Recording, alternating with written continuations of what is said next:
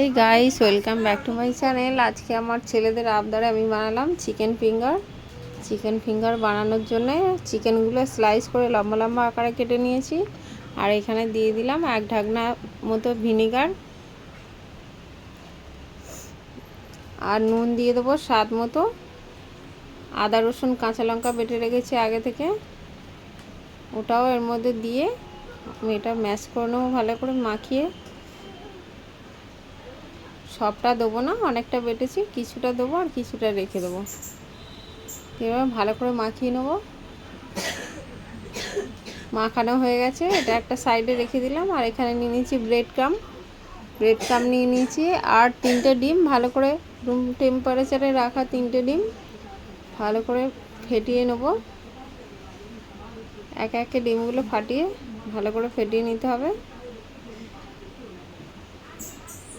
অল্প স্বাদ মতো নুন দিয়ে দেবো, আর দিয়ে দেবো গোলমরিচ গুঁড়ো একটু ডিমের মধ্যে দিয়ে দেবো। ভালো করে ডিমটাকে ফেটিয়ে নিতে হবে খুব ভালো করে। ডিমটা ফাটানো হয়ে গেছে, আর কড়াইটা জ্বালিয়ে দেবো। গ্যাসের ওপর বসিয়ে রেখেছিলাম একটা কড়াই, ওদের দিয়ে দেবো সাদা তেল। এবার দিয়ে দিলাম, এটা ডিপ ফ্রাই করার জন্য একটু বেশি পরিমাণে সাদা তেল লাগবে।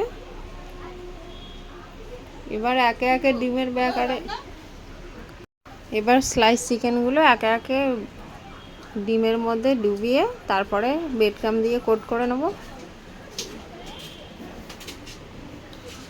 কোট করে নিয়ে এভাবে করে সব কটা নিয়ে ডিপ ফ্রাই করে নেব, লাল লাল করে ফ্রাই করে নেব।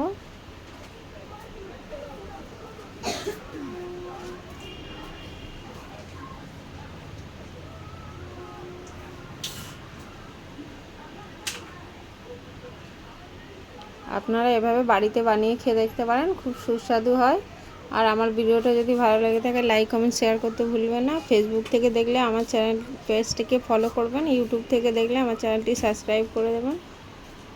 আর যদি বাড়িতে বানিয়ে ভালো লাগে কমেন্ট বক্সে জানাতে ভুলবেন না।